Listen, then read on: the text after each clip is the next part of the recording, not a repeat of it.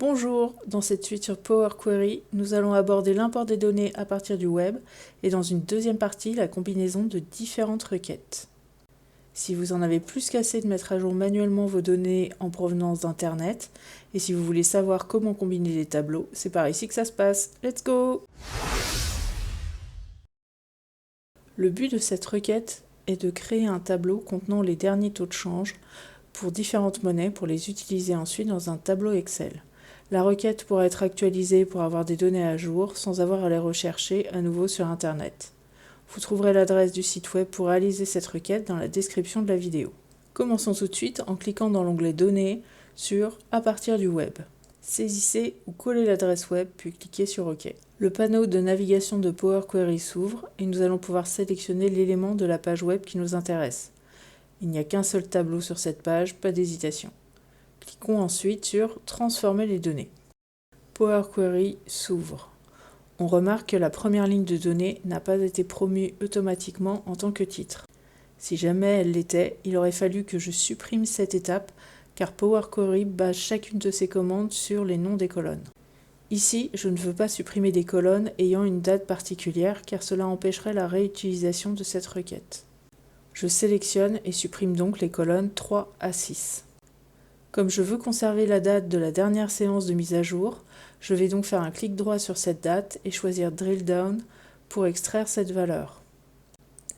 L'icône de ma requête table 0 a maintenant changé pour refléter le fait qu'il s'agit d'une simple valeur.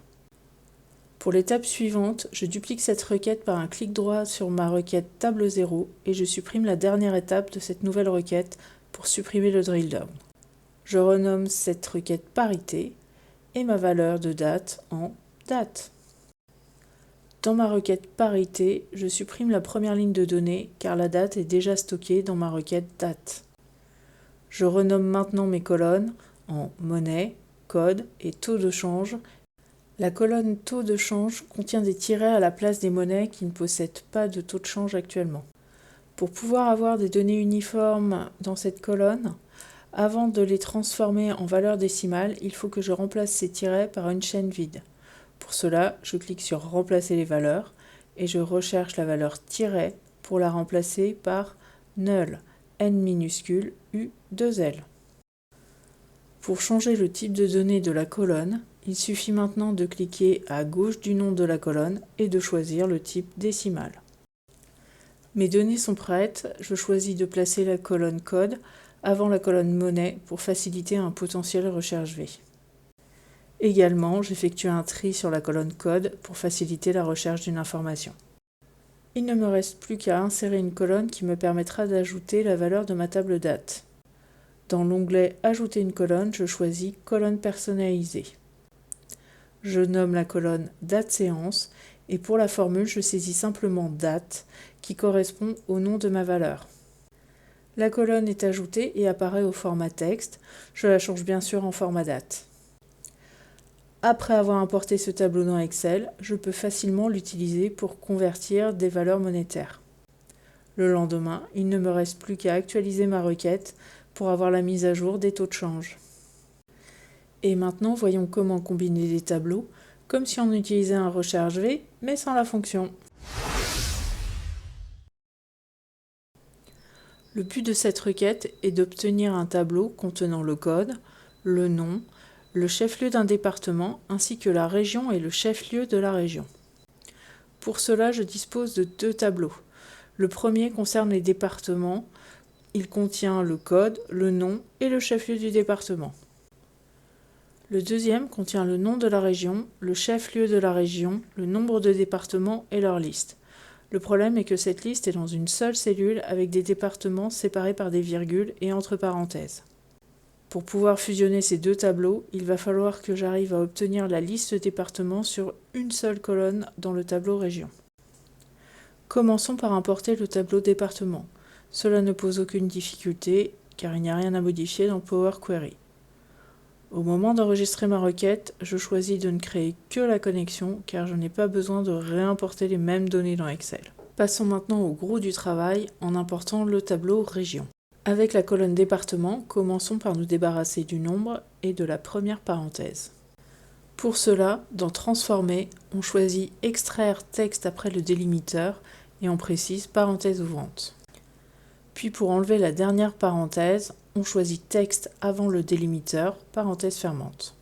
Toujours dans Transformer, il faut maintenant fractionner la colonne en choisissant un délimiteur virgule et chaque occurrence du délimiteur. Nous avons maintenant beaucoup de colonnes départements. Nous allons maintenant dépivoter ce tableau. Pour cela, on sélectionne les deux premières colonnes et dans Transformer, on choisit la flèche Dépivoter les colonnes, puis dépivoter les autres colonnes. Si vous vous trompez, n'oubliez pas que vous pouvez toujours annuler en supprimant une étape. Nous avons maintenant 4 colonnes, région, chef-lieu de région, attribut et valeur qui contient la liste des départements. On renomme valeur en département et on supprime la colonne attribut. On renomme également la colonne valeur en département.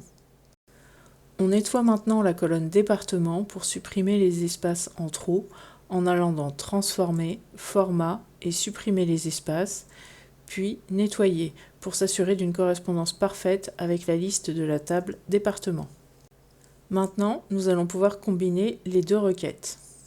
Pour cela, on clique sur Fusionner les requêtes. On choisit de fusionner les requêtes comme Nouvelle pour créer une nouvelle requête. On sélectionne les deux requêtes, région et département, et les deux colonnes correspondantes, ici département.